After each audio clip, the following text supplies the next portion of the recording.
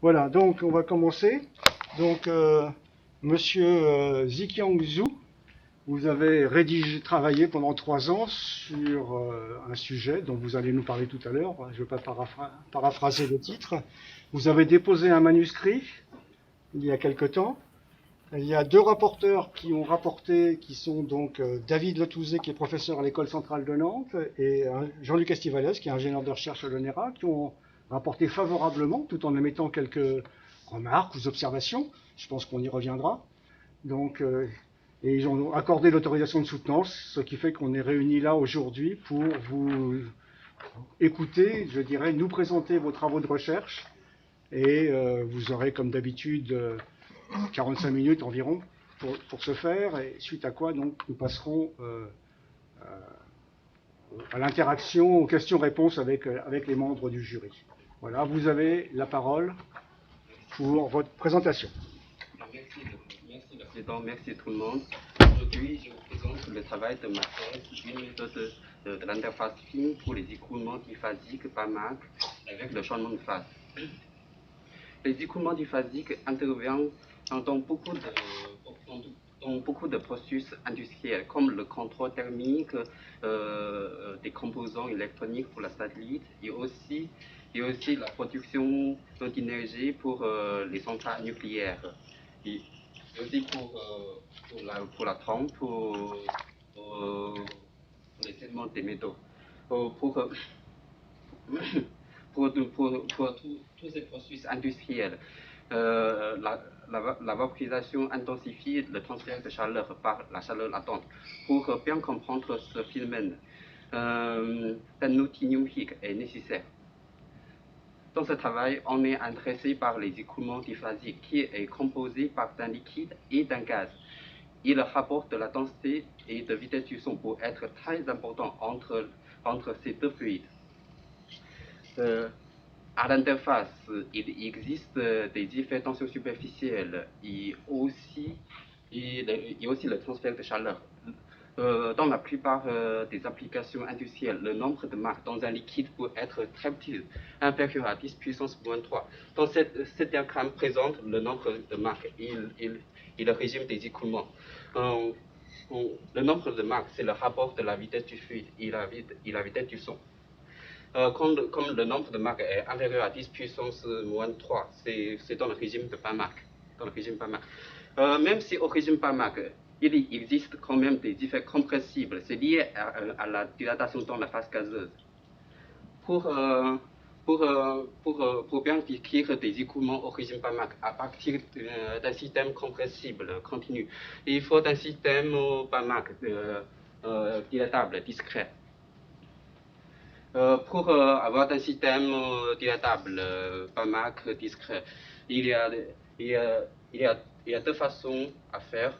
La première méthode, c'est la méthode pressure-based. Cette méthode est développée pour les écoulements incompressibles et PAMAC. Mais pour cette méthode-là, il faut résoudre une équation de Poisson. C'est-à-dire, même si sans implicité, le système, il faut résoudre un système linéaire. La deuxième méthode est la méthode density-based, comme le schéma de type Godunov. Pour cette méthode-là, d'abord, on discrétise le système compressible continu et ensuite, on regarde son comportement au régime PAMAC. Pour les schémas de type Godunov, il y a des problèmes au régime PAMAC, c'est-à-dire il y a des diffusions numériques très importantes au régime PAMAC. Les erreurs sont proportionnelles à 1 sur Mach. Du coup, une correction de PAMAC est nécessaire pour cette méthode. L'objectif de ma thèse est de développer un schéma de type Godunov pour le liquide et le gaz compressible. Et d'abord, le schéma doit être précis au régime PAMAC parce que nous sommes intéressés au régime PAMAC. Et ensuite, le schéma doit être précis aussi pour la capture de l'interface.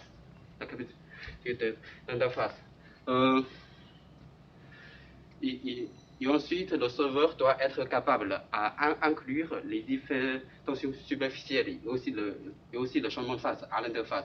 Comme nous sommes intéressés aux écoulements qui est composé par un liquide et d'un gaz, d'un grand rapport de densité et d'un grand rapport de vitesse du son. existe. Du coup, le schéma doit avoir une bonne propriété de convergence en cas de grand rapport de densité et grand rapport de vitesse du son. Pour arriver aux objectifs, à partir d'un schéma de type Lagrange projection pour le monofluide, ici d'abord on va développer un schéma de l'autre élevé pour la capture de l'interface.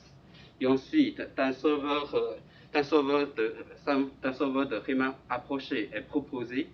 Ce sauveur de Riemann approché va prendre en compte les thèmes sources et aussi les conditions de saut liées avec le changement de phase et aussi les tensions superficielles. Pour avoir une bonne précision au régime Banach et une bonne propriété de convergence, d'abord on développe une correction Banach qui est adaptée pour les écoulements diphasiques. Et ensuite, avec cette analyse Banach, on m'a proposé une nouvelle correction Banach. La présentation est composée par 5 sections. Dans la première section, je vais vous présenter les équations continues pour les écoulements diphasiques. Et ces équations continues sont discrétisées dans la deuxième section. Et dans la troisième section, on va examiner le comportement du schéma au régime Banach et proposer une correction Banach. La quatrième et cinquième section seront pour les résultats numériques, la conclusion et les perspectives. D'abord, je vous présente la première section. Dans cette section-là, je vais vous présenter la méthode pour l'interface et aussi le système global. Ensuite, pour mieux traiter le système, je vais vous présenter un opérateur splitting pour le système global. D'abord, c'est pour l'interface. Il y a deux approches différentes pour l'interface, soit l'interface diffuse, soit l'interface head. Pour l'interface diffuse, l'interface est traitée comme une zone de mélange. Toutes les quantités physiques sont continues à l'interface. Mais pour cette méthode-là, dans la zone de mélange, il y a des états numériques qui est créé. Ça va poser des problèmes pour la définition thermodynamique. La deuxième méthode est l'interface head. Pour cette méthode-là, l'interface est traitée comme une discontinuité de contact. Toutes les quantités physiques n'est pas continues à l'interface. Mais pour cette méthode-là, nous pouvons garder des flux purs.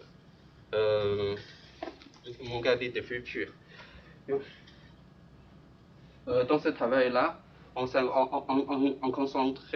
m'a concentré sur la méthode de l'interface head. Dans le cadre de l'interface head, il existe plein de méthodes, comme la méthode de Wolf ou la méthode LE. Ici, on utilise la méthode de Leveset. On utilise une fonction de Leveset. Cette fonction est une fonction de distance qui est continue dans le champ global. La norme du gradient de Leveset égale à la méthode Leveset a un avantage très important pour le calcul de la géométrie de l'interface. Avec la fonction de Leveset, nous pourrons calculer le vecteur normal et aussi la coupure facilement avec un schéma de l'autre élevé.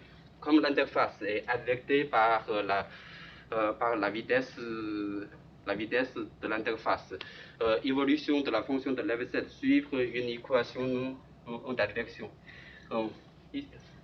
Ici, la vitesse de l'interface va donnée par le modèle de changement de phase. Avec la fonction de Leveset, nous pourrons décomposer le domaine global avec deux sous-domaines D1 et D2. Ces deux sous-domaines sont occupés par fluide A et fluide et une interface gamma. Pour la construction de l'interface, il y a aussi deux façons à faire. Soit la première méthode, c'est la plus simple, c'est-à-dire l'interface est alignée avec la face de cellule. La deuxième façon à faire, c'est l'interface. On fait une reconstruction de l'autre élevé, comme la méthode de Katzel. Pour la première méthode-là, cette méthode est simple, mais la conservation de la masse n'est pas assurée. Pour la deuxième méthode, nous pourrons assurer la conservation de la masse, mais ça va coûter cher en 2D et 3D. Et il y a des problèmes de petites cellules, ici. Dans ce travail-là, on utilise la première méthode, c'est-à-dire l'interface est alignée avec la face de la cellule. Maintenant, nous avons le système global. D'abord, c'est le système global pour le fluide A et fluide, parce que la fluide A et fluide sont considérés comme dilatables, compressibles. Le système global est composé par un Navier-Stokes compressible et aussi advection de Leveset. Dans le système Navier-Stokes compressible, il y a des effets gravitationnels, les effets visqueux et aussi les effets de la diffusion thermique. Pour les effets gravitationnels, ici on utilise le potentiel gravitationnel dans les équations pour avoir un traitement d'équilibre. Et ensuite, dans chaque phase, le système est fermé avec une loi d'Ida de Stephen-Gaz, est fermé par une loi d'Ida de Stephen-Gaz. Et pour le couplage entre les deux phases, comme nous avons utilisé une méthode de l'interface traite, l'interface est traitée comme une discontinuité de contact. Il existe des conditions de saut à l'interface. D'abord, c'est pour les conditions de saut de l'énergie. Pour le modèle de changement de phase, on utilise le modèle de saut de l'énergie. L'interface est considérée comme à la saturation. Avec la température de la saturation à l'interface, on peut discrétiser le flux de chaleur. Du coup, nous avons le saut de flux de chaleur. Ce saut de flux de chaleur va transformer à la chaleur latente qui est liée avec le changement de phase. Et ensuite, avec la relation de la conservation de la masse, nous pourrons avoir la vitesse de l'interface. Cette vitesse de l'interface va être utilisée pour le transport de l'EV7. Et ensuite, nous pourrons aussi avoir le saut de vitesse à l'interface. Et ensuite, c'est pour la relation de saut pour la pression. Ce saut est composé par trois parties.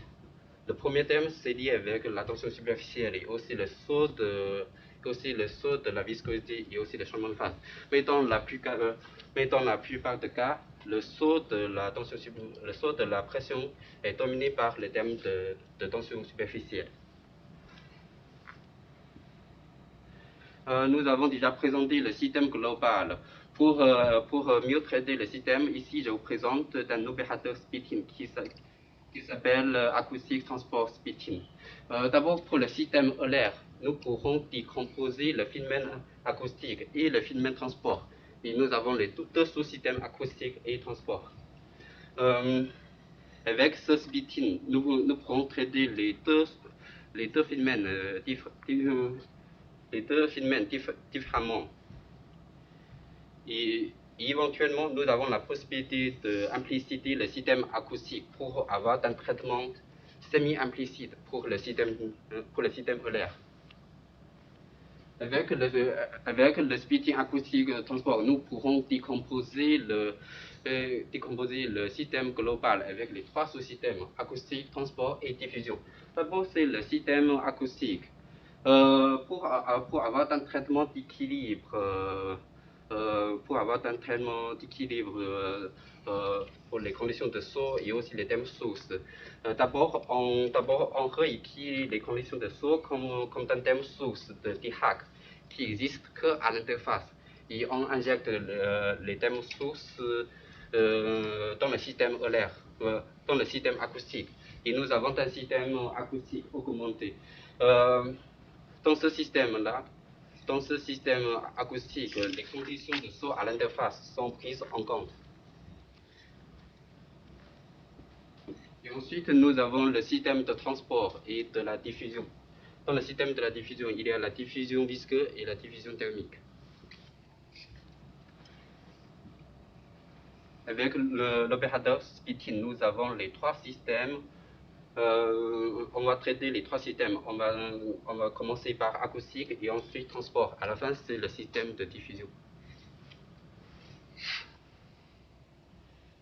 Dans la première section, le système global est défini. Et dans la deuxième section, je vais vous présenter les méthodes numériques pour la discrétisation.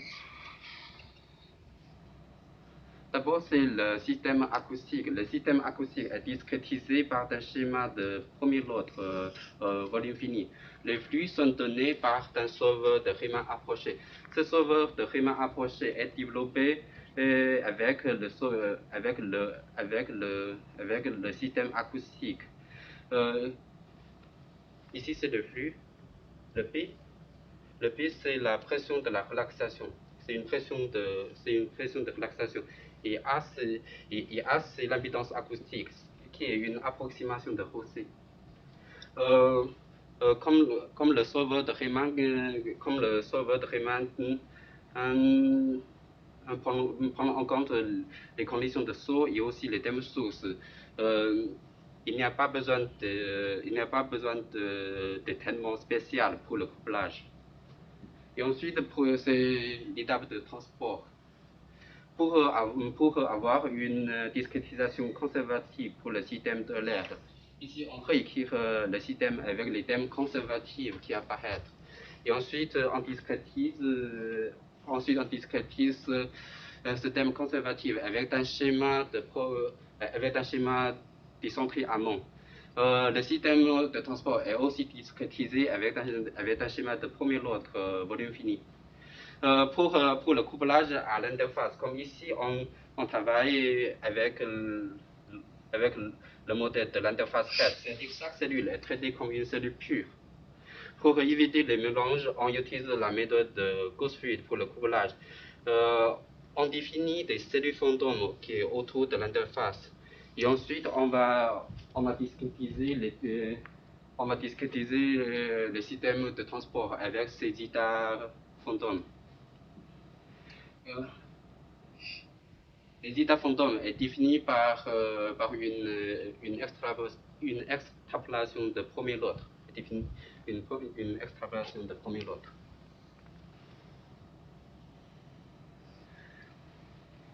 Et ensuite, c'est pour advection de Leveset, comme la précision de l'interface est la plus importante. Et la fonction de Leveset est une fonction continue dans le champ. Du coup, ici, on utilise un schéma de l'ordre élevé pour advection de Leveset. Pour traiter l'équation d'advection de Leveset, il y a aussi deux approches différentes pour l'advection. La première approche est la méthode de temps-espace couplé. Cette méthode est une méthode de type Lax-Weintraub. Nous pourrons avoir la même précision, nous pourrons avoir le même ordre de précision en temps et en espace. La deuxième méthode est la méthode de temps-espace séparé. C'est-à-dire d'abord on fait la discrétisation en espace comme Wino et Hooke. Ensuite, pour l'ordre de précision en temps, on fait par plusieurs étapes. Pour comparer la performance entre ces méthodes-là, on a fait plusieurs cas tests. Ici, je vous montre que le cas test qu'un cas test d'advection d'un cercle 2D. On fait sans translation dans la direction diagonale et on va mesurer les erreurs dans une bande autour de l'interface. Cette bande de 6 θ x est importante pour le calcul de la coupure et aussi le calcul de vecteur normal. Cette figure montre les erreurs locales en fonction du temps CPU. Nous pouvons trouver que les courbes liées avec le schéma de temps-espace couplé sont toujours au-dessous. C'est-à-dire pour avoir la même précision, le schéma de temps-espace couplé a besoin de moins de temps de calcul.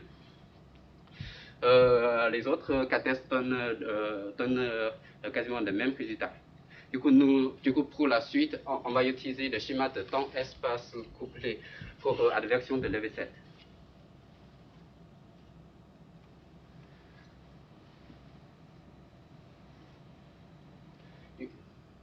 Dans la deuxième section, on a déjà défini le solveur. On va revenir en arrière, je pense. Voilà. Et ensuite, c'est l'étape de la diffusion. système de la diffusion. Pour le système de diffusion, on utilise un schéma de deuxième ordre, volume fini pour la discrétisation. Mais pour la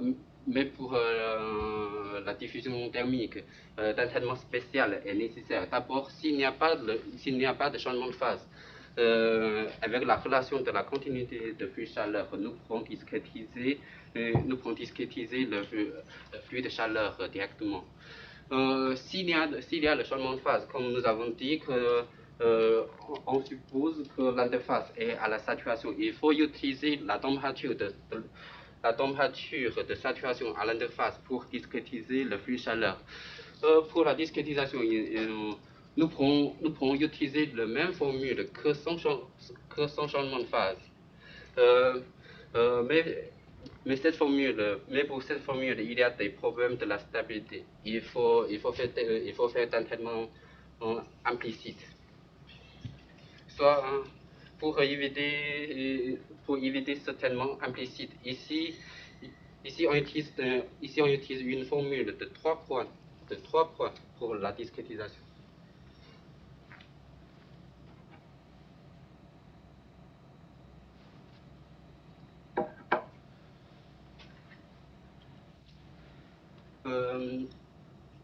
Dans la deuxième section, nous avons déjà défini le solveur pour les écoulements diphasés. Et ensuite, dans la troisième section, on va examiner le comportement du schéma au régime Banach. Il propose une nouvelle correction Banach. D'abord, je vous présente une notation de asymptotique Prézévine. Asymptotique Prézévine, c'est-à-dire le schéma discret doit être capable à préserver le régime asymptotique. Le régime asymptotique, c'est-à-dire c'est le nombre de Mach tend vers 0. Pour avoir la propriété asymptotique Prézévine, d'abord, en cas de monofluide, les erreurs de température doivent être uniformes avec le nombre de Mach. Et ensuite, pour les écoulements diphasiques, ici on rajoute encore un critère pour les écoulements diphasiques. Comme nous avons encore deux conditions adimensionnelles, c'est le rapport de densité et le rapport de vitesse du son. Ici, pour avoir la propriété asymptotique Prézévine, les erreurs de température doivent être aussi uniformes avec le rapport de densité et le rapport de vitesse du son.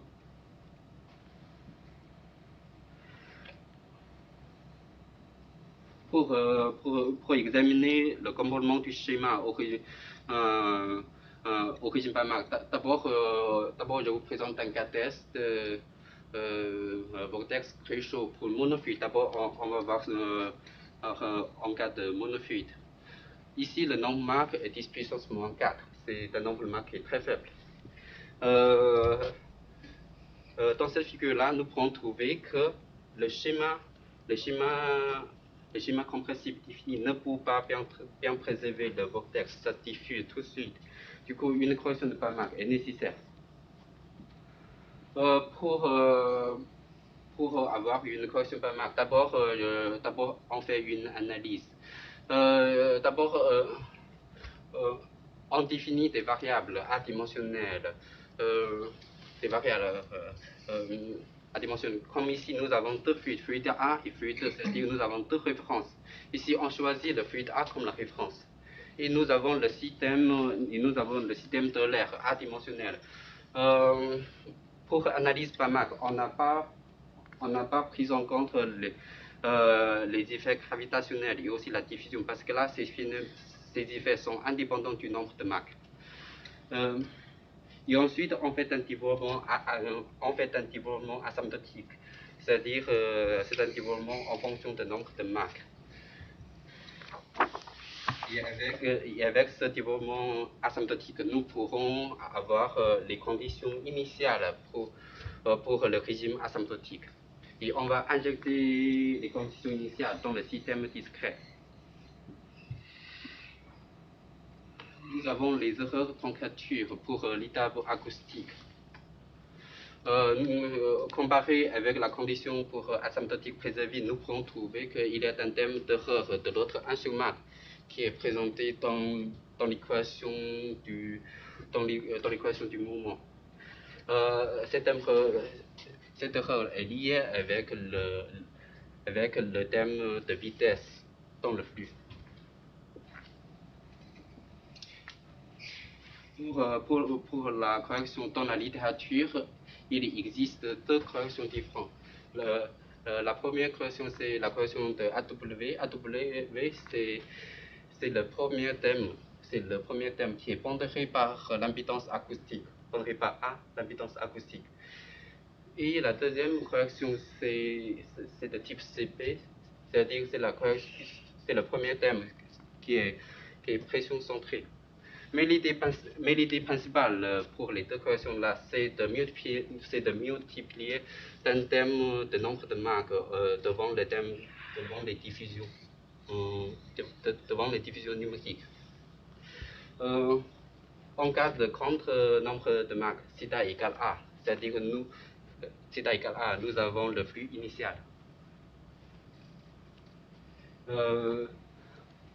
En cas de monofluide par Mach, les deux corrections par Mach sont similaires parce que là, au régime par Mach monofluide, AG et AK sont égaux. Du coup,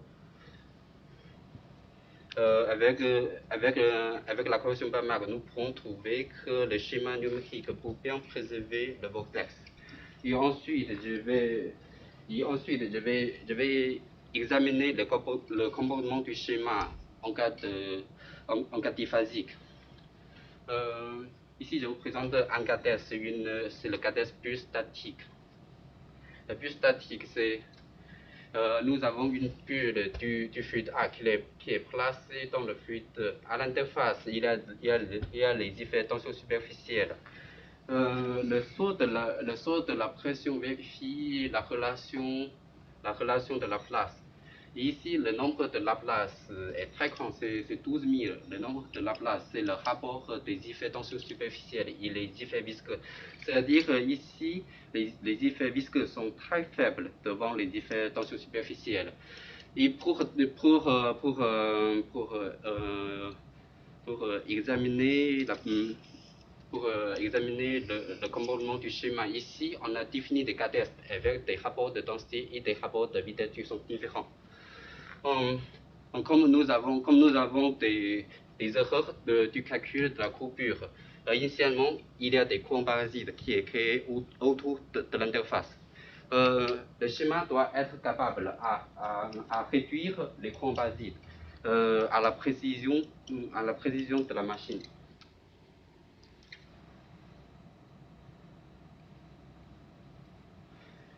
Cette figure présente l'intensité de la courant parasite en fonction du temps, avec des rapports de densité et rapports de la vitesse qui sont différents. Dans cette figure, nous pourrons trouver que sans correction par Mach, c'est le coupe blanche, Sans correction par Mach, nous pourrons avoir des résultats de bonne propriété de convergence. Et ensuite, avec les corrections par Mach, c'est les courbes rouges et les courbes vertes. Nous pouvons trouver qu'en cas de grand rapport de vitesse du son et grand rapport de la densité, le schéma avec la correction par Mach ne peut pas donner des résultats de bonne propriété de convergence. Ça diverge. Le résultat diverge. Du coup, c'est-à-dire il faut refaire analyse et retrouver une nouvelle correction par Mach. Et ensuite, pour retrouver une bonne correction par Mach qui est adaptée aux écoulements diphasiques, on refait le calcul des erreurs de température autour de l'interface. Nous pouvons trouver qu'il y a des erreurs de l'autre A pour l'équation de densité et l'équation de l'énergie totale. Et il y a aussi un thème d'erreur de l'autre rapport de densité qui apparaît dans l'équation du mouvement. Les erreurs de l'autre A sont liées avec estimation de la divergence de vitesse donnée par U star. Et les erreurs de l'autre de grandeur de rapport de densité sont liées avec sont liés avec le rapport de la valeur, caractéristique du gradient de pression dans deux phases. Pour corriger ces erreurs-là, ici, on propose une nouvelle correction. D'abord, c'est le U star en donne d'un flux centré pour avoir une bonne discrétisation de la divergence de U. Et ensuite, pour enlever les erreurs de l'autre grandeur de rapport de la densité, on propose un flux de P star qui est pondéré par la densité. Et on va examiner le comportement de la nouvelle correction Banach. Les résultats de la nouvelle correction Banach sont présentés par les groupes bleus. Nous pouvons trouver que les résultats avec la nouvelle correction peuvent toujours avoir une bonne convergence, même si en cas de grand rapport de densité et grand rapport de vitesse du son.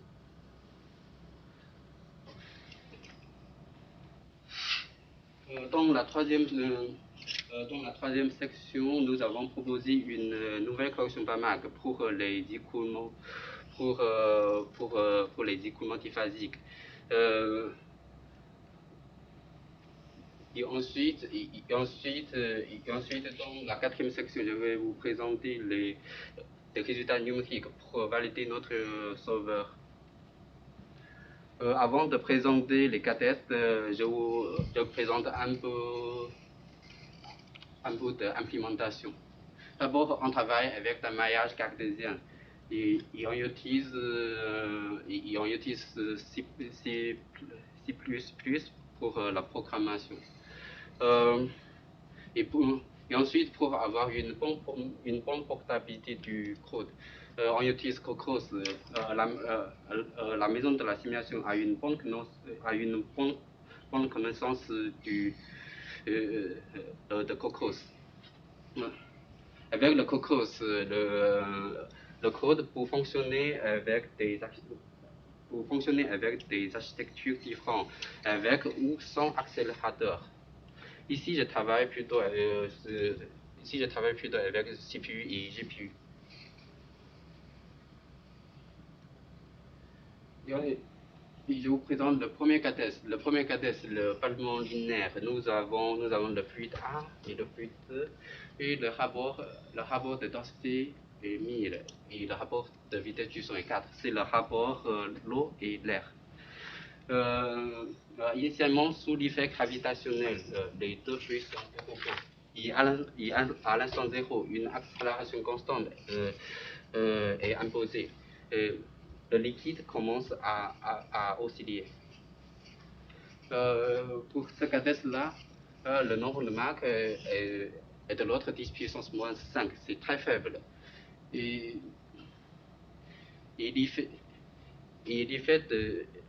A0 est très petit devant les effets gravitationnels. Le rapport est 0,01.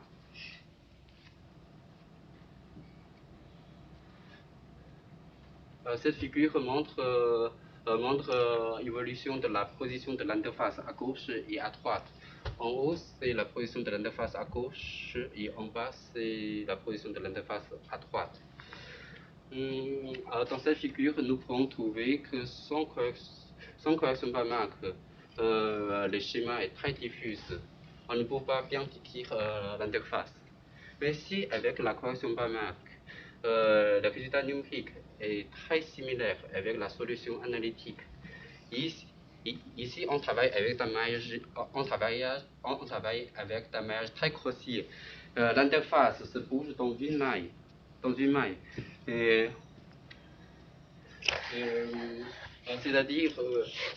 C'est-à-dire avec ce cas test, nous pourrons valider notre choix, c'est-à-dire l'interface est construite et alignée avec la face de la cellule. C'est-à-dire même si l'interface est déplacée dans une maille, nous pourrons avoir des résultats de bonne précision. Ensuite, c'est le deuxième cas test. Le deuxième cas test, c'est le cadastre plus montant. Ici, nous avons aussi le rapport de l'eau et l'air. Et le nombre de marques dans le liquide, c'est de l'ordre de 10 puissance moins 3, c'est aussi origine par marque. Et le nombre de Renault, c'est 1000. Le nombre de bandes, c'est 200. Le nombre de bandes, c'est le rapport des effets gravitationnels et les effets, et les effets de la tension superficielle. Et, la bulle commence à monter dans le liquide. Cette figure présente la demi-interface. La courbe bleue sont données par une autre méthode et les points bleus sont donnés par une méthode de Lewis-Led incompressible. Les deux résultats sont très similaires. Et puis aussi, on regarde en haut de l'interface. Les résultats sont très similaires. Avec ce cas test, nous pouvons dire que même si avec une grande déformation de l'interface et aussi avec les effets tension superficielle, notre schéma pour trouver un bon accord avec les résultats incompressibles.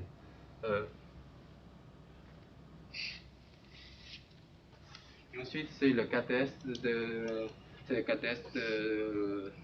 colonne de l'eau chauffée. Nous avons une tube qui est bien fermée. Et dans cette tube-là, nous avons deux couches de l'air et une couche de liquide. On chauffe de côté gauche avec une température constante élevée. Comme l'air est chauffé avec les effets dilatables, le liquide commence à osciller.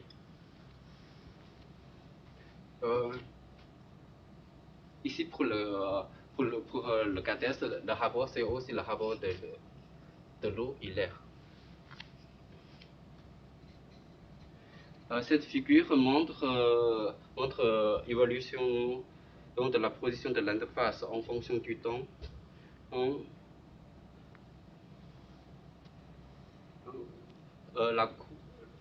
La courbe rouge sont données par notre méthode et la courbe blanche sont données par la référence. La référence, c'est un modèle de gaz compressible et liquide incompressible. En comparant les deux résultats, nous pouvons trouver que les deux résultats sont très similaires. Ici, on regarde la fréquence des oscillations. La fréquence sont quasiment les mêmes. Mais si on regarde l'amplitude des oscillations, nous pouvons trouver que notre méthode donnait des amplitudes un peu plus grandes que dans la référence. Ça peut lier avec un modèle de liquide compressible dans notre schéma.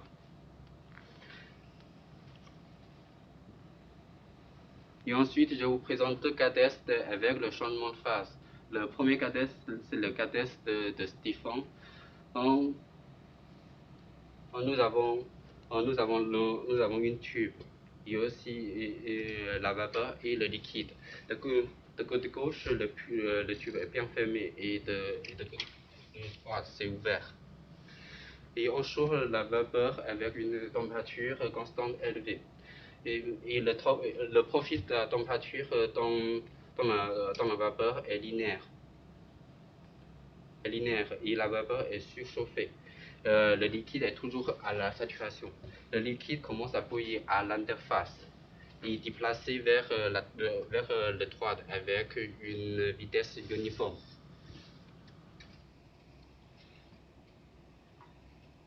Cette figure présente l'évolution de la position de l'interface en fonction du temps, en comparé avec le résultat, avec la solution analytique.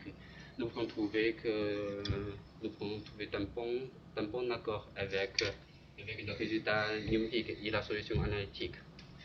Ici, vous aussi, on peut avoir des résultats quantitatifs.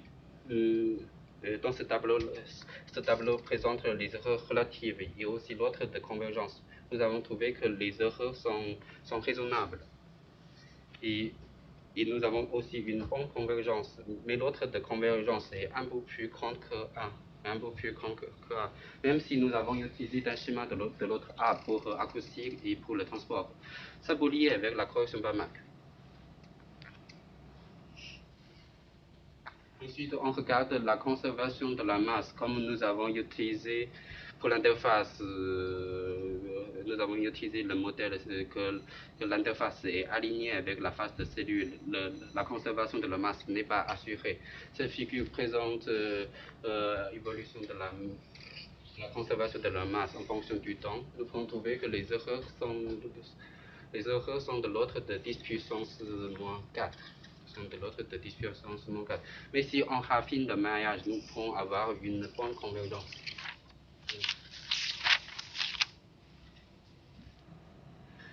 Et ensuite, c'est le dernier cas test.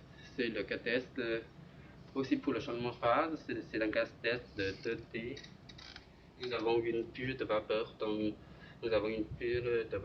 un liquide surchauffé et dans la direction radiale. Dans la direction radiale, nous avons la vapeur est toujours à la saturation et le liquide est surchauffé. Et le liquide commence à bouillir aussi à l'interface. Et le liquide commence à déplacer vers la direction radiale. Cette figure présente le son de la température aux deux instants différents. Nous pouvons trouver que la couche limite thermique ici est très faible, parce que là, la température de surchauffe est 10 Kelvin, c'est assez grande. L'épaisseur de la couche limite thermique est très faible. Cette figure présente l'évolution de la position de l'interface, présente l'évolution du rayon de la bulle en fonction du temps. D'abord, avec un maillage grossier, le résultat numérique est très différent avec le résultat analytique, parce que comme j'ai déjà présenté, la couche limite thermique est très faible. Un maillage grossier ne peut pas bien résoudre l'interface. Si on raffine le maillage, le résultat numérique sont très similaires avec la solution analytique. J'ai fait aussi les autres cas tests, comme le cas test de Hello-Taylor et aussi les autres cas tests avec les changements de phase.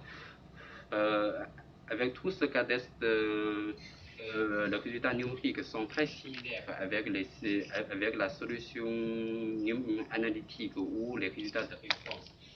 Du coup, avec tous ces cas tests, nous pourrons valider notre solver pour les écoulements diphasiques.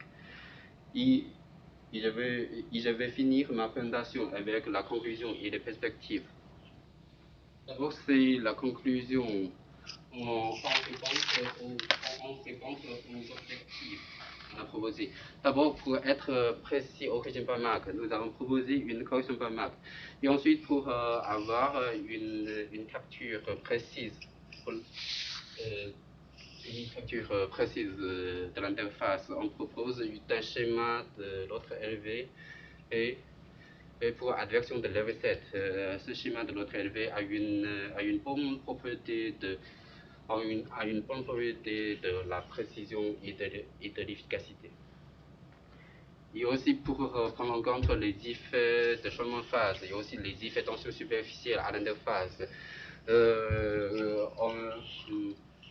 Dans le solver, ces effets sont traités comme les conditions de saut à l'interface et d'un solver de Riemann approché qui prend en compte ces conditions de saut de manière consistante et d'équilibre. Et à la fin, pour avoir une bonne probabilité de convergence, on a proposé une analyse Banach adaptée aux écoulements diphasiques et avec plusieurs cas tests. Avec plusieurs cas tests, nous pourrons trouver que les schémas le solveur a une bonne propriété de convergence en cas de grand rapport de densité et grand rapport de vitesse du son. Ensuite, c'est les perspectives. D'abord, c'est le problème de la conservation de la masse, comme l'interface est alignée avec la face de la cellule. La conservation de la masse n'est pas assurée. Pour résoudre ce problème-là, soit on peut faire le couplage avec la méthode de Bohr, soit on peut raffiner le maillage ou utiliser la méthode de AMR. Et ensuite, pour gagner le temps de calcul, nous pouvons éventuellement impliciter le système acoustique et comparer avec la méthode pressure-based. À la fin, c'est pour un schéma de l'autre élevé. Comme nous avons utilisé un schéma de premier ordre pour le système acoustique et le système de transport, un schéma de l'autre élevé va être très intéressant. Mais pour avoir un schéma de l'autre élevé, il y a deux problèmes. Il y a deux problèmes à résoudre. D'abord, l'interface est traitée comme une discontinuité de contact. Tous les quantités physiques n'est pas continues à l'interface. Ça va poser des problèmes pour la reconstruction à l'interface. Et ensuite, c'est pour le schéma BAMAC. Toutes les analyses que nous avons faites sont faites, c'est pour un schéma de premier ordre. Si on voudrait avoir un schéma de l'ordre plus élevé, il faut refaire une analyse BAMAC.